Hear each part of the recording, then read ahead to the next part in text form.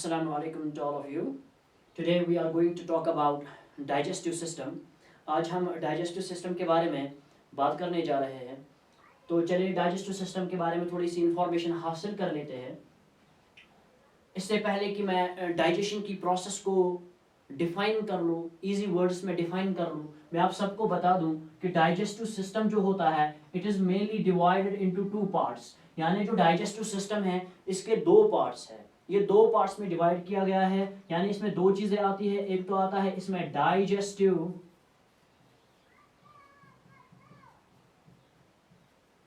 Tract और दूसरे आते हैं डाइजेस्टिव ग्लैंड्स. यानी जो डाइजेस्टिव सिस्टम है जिसमें प्रोसेस ऑफ डाइजेशन हो जाती है, जिसमें हम प्रोसेस ऑफ डाइजेशन को पढ़ते हैं, स्टडी करते हैं, उस डाइजेस्टिव सिस्टम में दो चीजें आती है. एक आता है डाइजेस्टिव ट्रैक्ट और दूसरा आता है डाइजेस्टिव ग्लैंड्स. अब याद रखें जो डाइजेस्टिव ट्रैक्ट है जिसे एलिमेंट्री कैनाल भी कहते हैं, it is the pathway, it is the pathway through which the food passes, through which the food passes. It is the pathway through which the food passes. ये वो pathway है जहां से food pass करता है, जहां से food travel करता है. The pathway through which the food passes, through which the food travels is called as digestive tract or alimentary canal. और इस food पे जो भी glands अपना effect दिखाते हैं, इस फूड पे जो हमने खाया, जो हमने इंजेस्ट किया, अब इस वाले फूड पे जो ग्लैंड्स अपना इफेक्ट दिखाते हैं, इस फूड को डाइजेस्ट करने में मदद करते हैं, उन वाले ग्लैंड्स को हम कहते हैं digestive glands. So digestive glands are the glands that show their effect on food or that help in the digestion of food. So digestive system में दो चीजें आती है, एक आता है digestive tract और दूसरे आते हैं digestive glands, जिनमें salivary gland आता है, या stomach में 35 million glands आते हैं, वो आते हैं, या small intestines में जो glands है वो आते हैं. तो चले पहले हम डाइजेस्टिव ट्रैक्ट को पढ़ते हैं. जो डाइजेस्टिव ट्रैक्ट है, अगर हम स्ट्रक्चर की बात करें, एनाटॉमी की बात करें, तो डाइजेस्टिव ट्रैक्ट जो है स्टार्ट होता है माउथ से और एंड होता है एंड्स पे. लेकिन यहाँ पर एक बात याद रखें कि हाँ, हम सबको पता है कि डाइजेस्टिव ट्रैक्ट स्टार्ट होता है माउथ से और एंड होता है एंड्स पे. लेकिन जो प्रोसेस ऑफ डाइजेशन है, जो प्रोसेस ऑफ डाइजेशन है, वो स्टार्ट होती है माउथ से, वो स्टार्ट होती है माउथ में और एंड होती है स्मॉल इंटेस्टाइन्स में. बिल्कुल इजी कंसेप्ट है कि जो स्ट्रक्चर है यानी एनाटॉमी जो है, जो डाइजेस्टिव ट्रैक्ट है, ये स्टार्ट होता है माउथ से, फिर ईसोफेगस, फिर स्मॉल स्टोमक, फिर स्मॉल इंटेस्टाइन्स और उसके बाद फिर लार्ज इंटेस्टाइन्स, फिर एंड्स, और वहां पे ये एंड हो जाता है. यानी digestive tract starts in the mouth while as it ends in the anus. और जो प्रोसेस ऑफ डाइजेशन है वो स्टार्ट होती है माउथ में और एंड होती है स्मॉल इंटेस्टाइन्स में. चले अब आगे चलते हैं, डाइजेस्टिव सिस्टम के बारे में और इंफॉर्मेशन हासिल करते हैं. लेकिन उससे पहले हम डाइजेशन की प्रोसेस को सिंपल वर्ड्स में डिफाइन करें. Let us define the process of digestion in very simple and very clear words. जो प्रोसेस ऑफ डाइजेशन है इसको हम सिंपल और क्लियर वर्ड्स में डिफाइन करते हैं. लेकिन इससे पहले कि मैं प्रोसेस ऑफ डाइजेशन को डिफाइन करूं, आप सबको पता है कि 10th क्लास, लोअर स्टैंडर्ड्स में या लोअर क्लास में या 10th क्लास में जो हम इस प्रोसेस को पढ़ते हैं एक टाइटल के अंदर, जिसे हम कहते हैं न्यूट्रिशन इन ह्यूमन बींग्स, यानी ह्यूमन बींग्स में कैसे न्यूट्रिशन होती है. तो उसमें 5 स्टेप आते हैं. पहला इंजेक्शन, दूसरा डाइजेशन, तीसरा absorption, fourth assimilation, and the fifth one is egestion. So this is the second process in nutrition in human beings. So आपको पता है इंजेक्शन क्या होता है? Intake of food. जब हमने फूड इनटेक किया, अब इसके बाद क्या होगा? अब ये फूड डाइजेस्ट होगा. डाइजेस्ट मतलब ये ब्रेक डाउन हो जाएगा. लेकिन यहां पर याद रखें, जो ये फूड हमने इंजेस्ट किया, ये फिजिकली भी ब्रेक डाउन हो जाएगा, ये केमिकली भी ब्रेक डाउन हो जाएगा. ये फिजिकली भी ब्रेक डाउन हो जाएगा, ये केमिकली भी ब्रेक डाउन हो जाएगा. यानी जब हमने फूड को इंजेस्ट किया, अपने माउथ में इंजेस्ट किया, इसके बाद इस पे टीथ्स एक्ट करेंगे ना, यानी टीथ इस फूड को ब्रेक करेंगे, टीथ्स इस फूड को ब्रेक करेंगे into small particles. That grinding action of teeth is called as mastication. So what is mastication? It is the grinding action of a teeth on food. जब हम food ingest करते हैं, अब teeth इस पे क्या करता है, ग्राइंड करता है इस फूड को, फिजिकली ब्रेक करता है, यानी फूड फिजिकली भी ब्रेक होता है। अब हमारे माउथ में ग्लैंड्स भी प्रेजेंट है, वो भी इस फूड को डाइजेस्ट करने में मदद करेंगे, जस्ट लाइक सलाइवरी ग्लैंड्स। तो ये फूड केमिकली भी ब्रेक डाउन हो जाएगा with the help of glands, with the help of gland. So food क्या हुआ, फिजिकली भी ब्रेक डाउन हुआ, फूड केमिकली भी ब्रेक डाउन हुआ। इस physical and chemical break down of food, chemical, physical and chemical break down of food, इसी को हम डाइजेशन का नाम देते हैं। So what is digestion? It is the physical and chemical break down of food. चले आगे चलते हैं।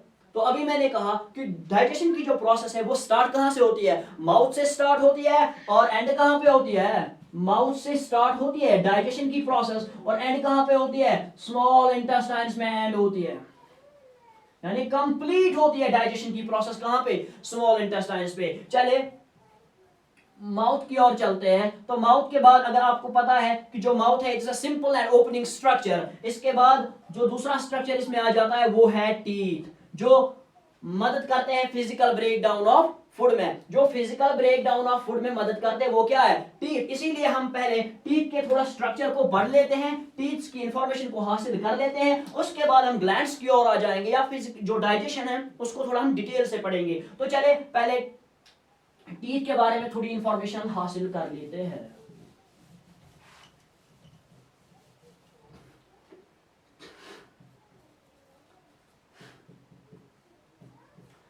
टीथ के बारे में थोड़ी सी इंफॉर्मेशन हासिल कर लेते हैं। जब हम टीथ के बारे में पढ़ते हैं तो याद रखें कि जो टीथ है इसके तीन स्ट्रक्चर्स हैं। It has three parts. The first one is crown, the second one is neck, and the third one is root. जो टीथ है it is divided into three parts, यानी हमारे दांत जो है इनके तीन हिस्से होते हैं, तीन पार्ट्स होते हैं। एक वाला वो हिस्सा जो हमें दूर से दिखता है विच इज विजिबल, जो व्हाइट कलर्ड है, जो विजिबल है उसे हम कहते हैं crown. The visible part of teeth is called as crown. The visible part of teeth is called as crown. अब देखिए जो क्राउन है it is surrounded by the whitish material, it is surrounded by the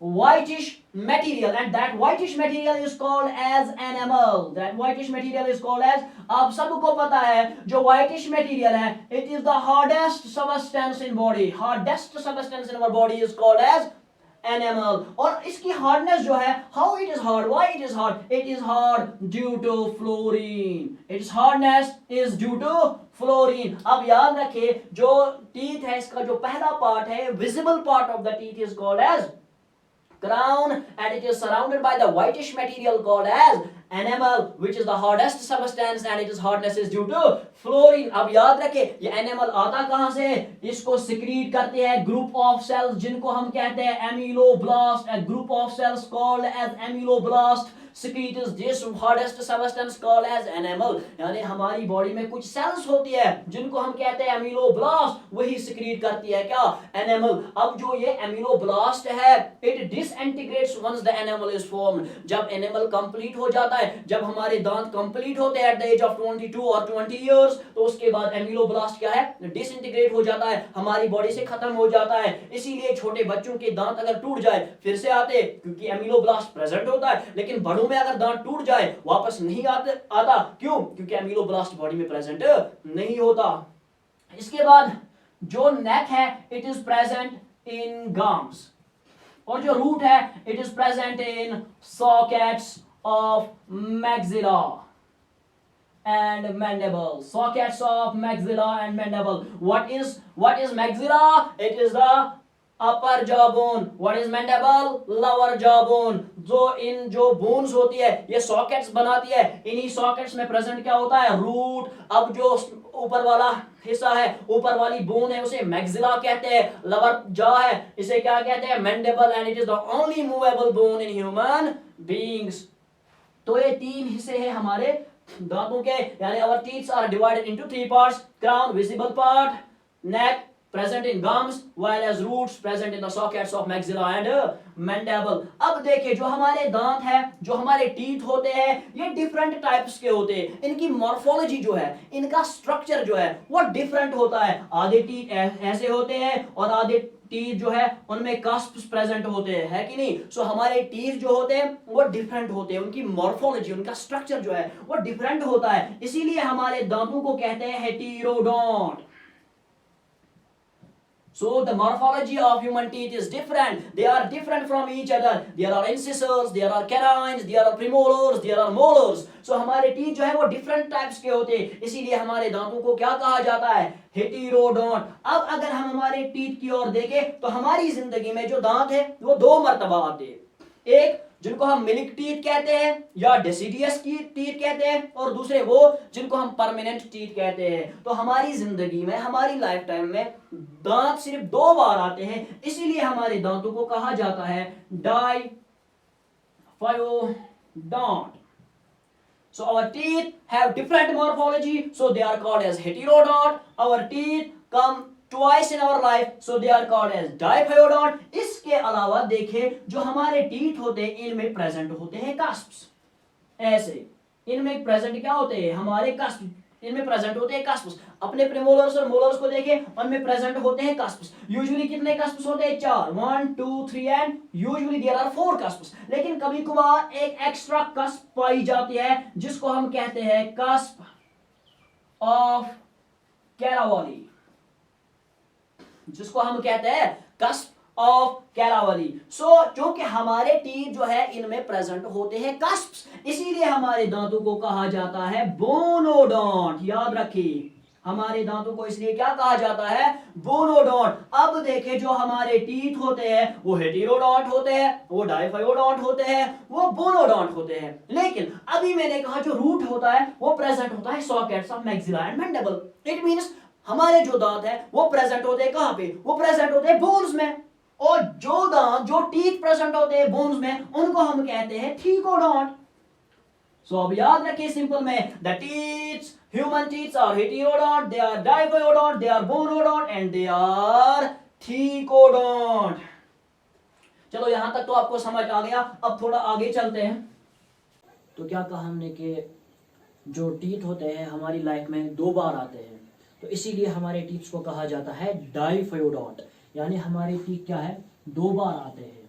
एक जिनको हम कहते हैं milk teeth, और या जिनको हम कहते हैं डेसिडियस टीथ, और दूसरे वो होते हैं जिनको हम कहते हैं परमानेंट टीथ. Permanent teeth. अब याद रखें at the time of birth जो टीथ होते हैं वो एब्सेंट होते हैं, लेकिन जब बच्चा जो है पहुंच जाता है 6 months of age, 6 months of age, that means at the age of 6 months जो मिल्क टीथ्स होते हैं they begin to appear. Milk teeths begin to appear. और जब ये बच्चा पहुंच जाता है 2 years ऑफ एज, यानी जब ये 2 साल का होता है, तो इसमें कंप्लीट 20 मिल्क टीथ्स आ जाते हैं. मिल्क टीथ कंप्लीट होते हैं.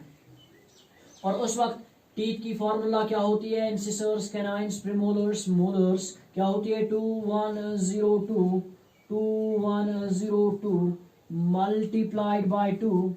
अब देखिए 2 + 1 is 3, 3 + 2 is 5, 5 + 5 is 10, 10 multiplied by 2 is 20.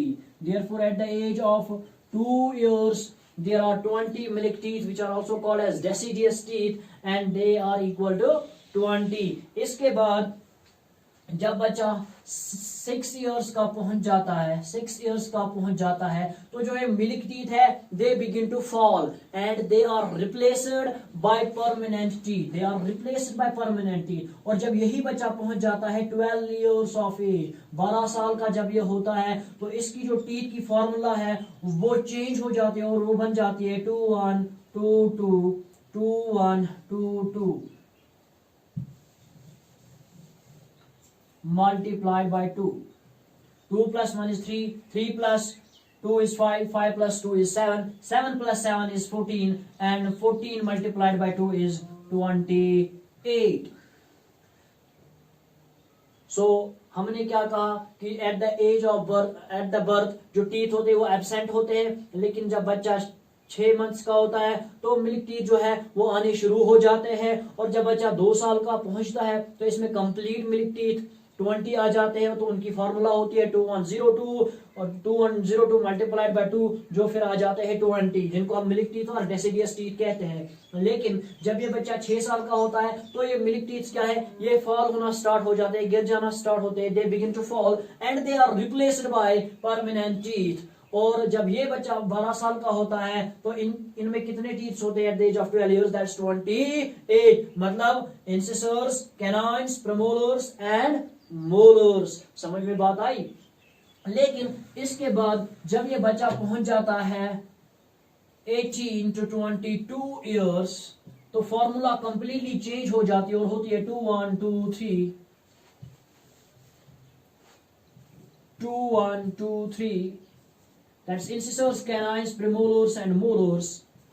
So 2 plus 1 is 3, 3 plus 2 is 5, 5 plus 3 is 8, 8 plus 8 is 16, and 16 multiplied by 2 is 32. So we have permanent teeth. How many? 32 permanent teeth.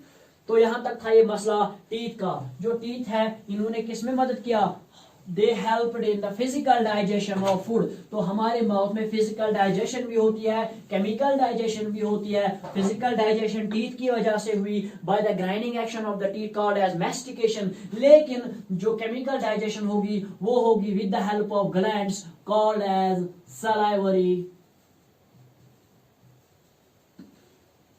Called as salivary glands. Salivary glands क्या है? ये मदद करते हैं chemical digestion of food में, क्योंकि ये release करते हैं एक एंजाइम जिसको हम कहते हैं सलाइवरी एमाइलेज। और आप सबको पता है कि एमाइलेज हमारी बॉडी में जहां भी प्रेजेंट है ये डाइजेस्ट करता है कार्बोहाइड्रेट्स को। एमाइलेज जहां भी प्रेजेंट हो ये सिर्फ कार्बोहाइड्रेट्स को डाइजेस्ट करता है। तो सलाइवरी ग्लैंड्स एंजाइम को रिलीज करते हैं जिसको कहते हैं सलाइवरी एमाइलेज, और इसको हम टाइलिन के नाम से भी जानते हैं, यानी इसको टाइलिन भी कहा जाता है। जो सलाइवरी ग्लैंड्स है अब ये कार्बोहाइड्रेट्स को डाइजेस्ट करते हैं, 30% ऑफ द फूड डाइजेस्ट करते हैं। लेकिन ये कितने किस्म के होते हैं? They are of 2 types. Salivary glands are of 2 types, primary salivary glands और accessory salivary glands। Primary salivary glands में आते हैं parotid gland, sublingual gland और तीसरा सब मैंडिब्यूलर और सब मैक्सिलरी ग्लैंड। और एसेसरी सलाइवरी ग्लैंड्स में आते हैं नुन्स ग्लैंड, वेबर्स ग्लैंड और तीसरा 1 एबनूस ग्लैंड। अब याद रखें जो सलाइवरी ग्लैंड्स है वो 2 किस्म के होते हैं, primary salivary glands, accessory salivary glands. आधे जो टेक्स्ट बुक्स होती है वो मेंशन करते हैं कि सलाइवरी ग्लैंड सिर्फ 3 किस्म के होते हैं, that is parotid, sublingual and सब मैंडिबुलर और सब मैक्सिलरी। लेकिन असल में क्या है कि 2 किस्म के होते हैं, primary salivary glands, accessory salivary glands. Actual में जो प्राइमरी सलाइवरी ग्लैंड्स है यही प्रोड्यूस करते हैं saliva, accessory salivary gland saliva produce नहीं करते। अब यहाँ पे सवाल पैदा हो जाता है कि अगर एसेसरी सलाइवरी ग्लैंड सलाइवा को प्रोड्यूस नहीं करते तो फिर इनको सलाइवरी ग्लैंड्स में इंक्लूड क्यों किया जाता है? अब याद रखें, देखें यहाँ पे नजर रखें, जो प्राइमरी सलाइवरी ग्लैंड्स है ये खुद तो सलाइवा प्रोड्यूस करते हैं, लेकिन एसेसरी सलाइवरी ग्लैंड जो होते हैं ये खुद सलाइवा प्रोड्यूस नहीं करते, लेकिन ये प्राइमरी सलाइवरी ग्लैंड्स को मदद करते हैं ताकि वो सलाइवा प्रोड्यूस करे। जिस तरह इंग्लिश में मेन हेल्पिंग वर्ब होता है वो मेन वर्ब को मदद करता है, इसी तरह accessory salivary glands primary salivary glands को मदद करते हैं ताकि वो क्या करे, प्रोड्यूस सलाइवा। और यहाँ पे जो लार्जेस्ट ग्लैंड है वो है पैरोटिड ग्लैंड। हम सबको पता है कि लार्जेस्ट ग्लैंड लिवर है, लेकिन among the salivary glands the largest gland is parotid gland. और ये कहाँ पे प्रेजेंट होता है आप सबको पता है, कि जो ये ईयर है इसमें जो कैनाल है जिसको कहते हैं एक्सटर्नल ऑडिटरी कैनाल और एक्सटर्नल एकॉस्टिक मीएटस, उसके नीचे होता है ग्लैंड जिसको हम कहते हैं पैरोटिड ग्लैंड, और ये अपनी सिक्रीशंस डालता है किसमें, वेस्टिब्यूल में। वेस्टिब्यूल क्या है, it is the cavity present between the teeth and the cheeks और लिप्स, यानी जहां से आप ब्रश करते हो उसे हम कहते हैं वेस्टिब्यूल। अगर आप लास्ट टीथ की ओर देखें और लास्ट मोलर्स के बाद में देखें तो वहां पे आपको एक डक्ट देखने को मिलेगा जहां से ये सिक्रीशंस पास होती है from vestibule into the buccal cavity tongue की ओर, तो उस वाले डक्ट को हम कहते हैं स्टैनसन्स डक्ट, स्टैनसन्स डक्ट।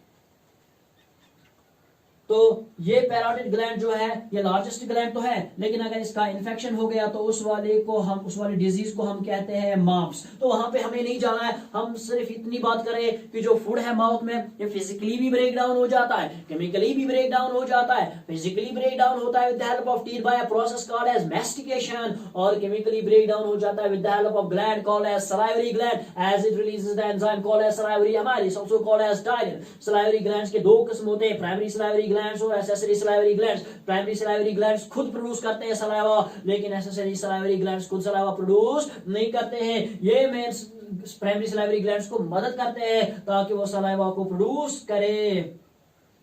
तो ये था डाइजेशन इन माउथ। इसके बाद क्या होगा, जो फूड है ये चला जाता है ईसोफेगस में। अब हमने ईसोफेगस को पढ़ना नहीं है, क्यों नहीं पढ़ना, क्योंकि ईसोफेगस एक लॉन्ग नैरो ट्यूब है जिसमें ग्लैंड्स नहीं होते। अब अगर इसमें ग्लैंड्स नहीं होते तो फूड पे कोई डाइजेशन नहीं होगी। जब फूड पे डाइजेशन होगी ही नहीं तो हम डाइजेशन पढ़ रहे, इसीलिए हमें ईसोफेगस पढ़ना ही नहीं। बस फूड पास होगा into the esophagus by the peristaltic movements through the sphincter called as cardiac sphincter or an esophageal sphincter। तो चले अब हम देखते हैं डाइजेशन इन स्टोमक।